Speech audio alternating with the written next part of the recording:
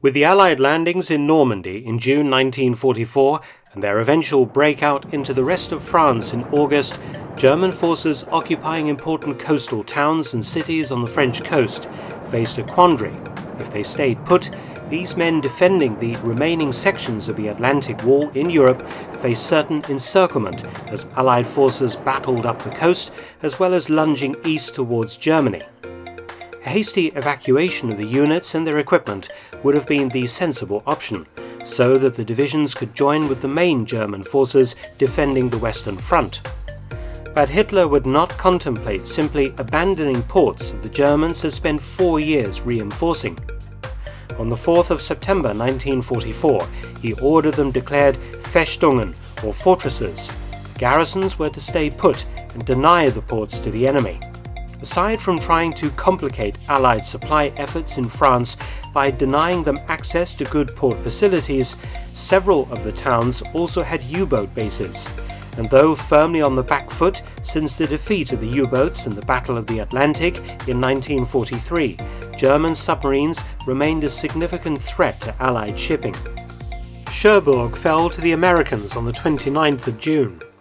Dieppe and Ostend eventually fell to the Allies without opposition, but Le Havre, Boulogne, Calais and Dunkirk would have to be taken in set-piece and costly assaults.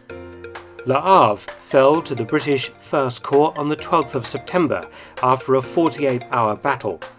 The Canadian 2nd Infantry Division assaulted Boulogne between the 17th and the 22nd of September, the city being pounded to ruins by artillery and airstrikes. Calais was isolated in early September. The city was captured by the Canadians after a 5-day fight on the 30th of September, and the infamous Cap Cohinet artillery batteries that had been bombarding Dover in England for years were finally silenced. Several ports successfully held out under siege, including La Rochelle and Dunkirk. Dunkirk in particular proved to be the toughest nut to crack. In late May to early June 1940, Dunkirk had been the scene of fierce fighting as the British Expeditionary Force and its French allies had retreated through the town to the port and its long beaches. Under violent air attack for days from the German Luftwaffe and with thousands of men holding the perimeter, over 338,000 British and French troops were evacuated to Britain to fight again. 4 years later, and Canadian forces reached the outskirts of the city on the 7th of September 1944. The Germans had heavily fortified the harbour and its approaches, and the German garrison was large and well armed. On the 15th of September, a new German commander arrived by sea in Dunkirk, Vice Admiral Friedrich Frisius, former commander of all defences in the Pas-de-Calais region. He was absolutely determined that Dunkirk would not capitulate or be captured, and his severe leadership put iron into the German defence. Festung Dunkerque's garrison consisted of about 14,000 men from a variety of units, amounting to basically a division of German troops. As well as the garrison troops, there were the remains of 5 German infantry divisions shattered in Normandy and elsewhere. Frisius, with his army chief of staff, Colonel von Wittstadt, divided the men into 5 combat groups or Kampfgruppen, each several battalions strong. The inner Festung, the port of Dunkirk, was held by Kampfgruppe Nettelbach, commanded by Kapitän José Schneider. The series of German strongpoints stretched 10 miles north along the coast to Newport and East Dunkirk, and a perimeter of heavily defended villages protected all approaches to Dunkirk from the southwest. The German front line running through the villages of Mardyke, Luneplage, Speicher, Berge and Bray Dunes, between 4.5 and 7.5 miles from Dunkirk, held in strength by the remaining 4 German Kampfgruppen, including some 2,000 Waffen-SS troops. The Germans had sufficient supplies to hold out until August 1945. Artillery commander Lieutenant Colonel Krause had at his disposal 85 guns, ranging in caliber from 75 to 200 millimeters. There were also 97 anti-tank guns and over 100,000 hand grenades on strength. It would be the task of Canadian troops to try and capture Dunkirk. However, in mid-September, all Allied efforts turned to the capture of Antwerp in Belgium on the Scheldt estuary, and the Canadians were told to isolate Dunkirk. Units rotated, taking turns to contain the German garrison and launching small-scale assaults to attempt to push in the German perimeter around the city. The first Canadian successes were in early September. On the 7th to 8th of September, the 5th Canadian Infantry Brigade captured the town of Bourbourg, 8 miles from Dunkirk. At the same time, Canadian battalions began to batter away at the fortified villages forming the German outer perimeter. The Calgary Highlanders' assault on Luneplage was terrible. German opposition was so fierce that all of its companies were reduced to less than 30 men each. On the 9th of September, Luneplage fell, but only because the Germans withdrew. More Canadian attacks followed. Koppen-Axford was captured on the 9th of September. Mardyke fell on the 17th. Berge was taken on the 15th, and Vuren, Newport and Depan fell soon afterwards. After false starts, the Canadians seized Bray Dunes and Guyvelde on the 15th. In total, the Canadians suffered about 300 casualties during these assaults. But the German defences were still formidable, and after the fall of Ostend to the Canadians, Dunkirk didn't seem worth the effort, and the price, blood and treasure. The decision was taken to place the city under siege. The worrying thing was the German garrison was not prepared to simply wither on the vine. It mounted a spirited and energetic defence that included several well-planned raids. For example, when the Germans became aware that Canadian troops were changing over with British Highlanders, Vice Admiral Frisius ordered assaults on Guyvelde and Bray Dunes Plage.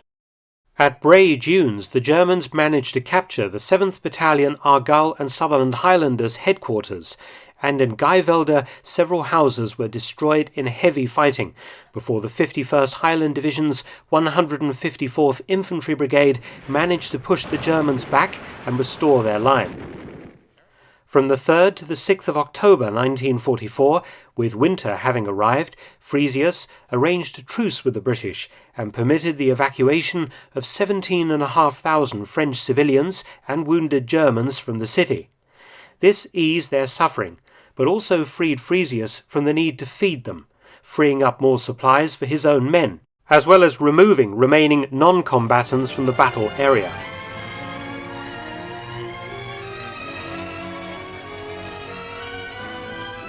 On the 9th of October, Czechoslovak troops arrived to keep up the siege, men of the 1st Czechoslovak Armoured Brigade. All-out fighting soon resumed. The Czechs were active in launching raids in force. During one operation on the 28th of October, the Czechs captured 300 German prisoners. The heaviest fighting was along the eastern perimeter, but conditions were far from ideal. The ground was waterlogged, it rained and snowed, and Czech morale sank. Admiral Frisius decided to launch a full-scale attack out of his perimeter. By early April 1945, Nazi Germany was on its last legs. The Red Army was barely 80 miles east of Berlin, and the British, Canadian, American and French armies were well into Germany. Dunkirk was completely isolated, but unbowed, one of the last pieces of France still held by Hitler's forces. Frisius ruled his Festung with an iron will, and morale was remarkably good considering the dire straits the garrison was in. Frisius chose the name Blücher for the operation, and the offensive was set for dawn on the 5th of April 1945.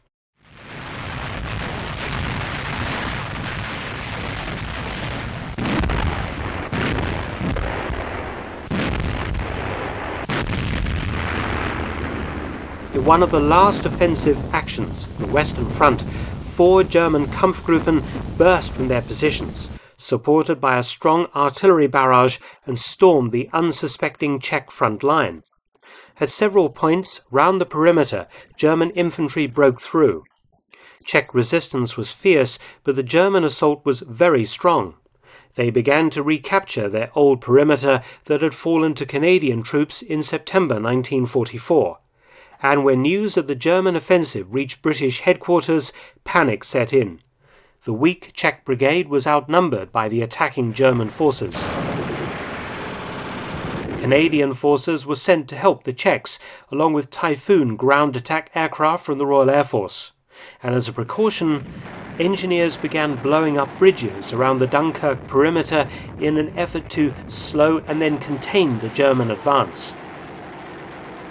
The Czechs and Canadians counterattacked with massive air cover, but they could not dislodge the Germans from their new positions. In total, the Czechoslovaks lost 167 men killed, 40 missing, and 461 wounded during this battle.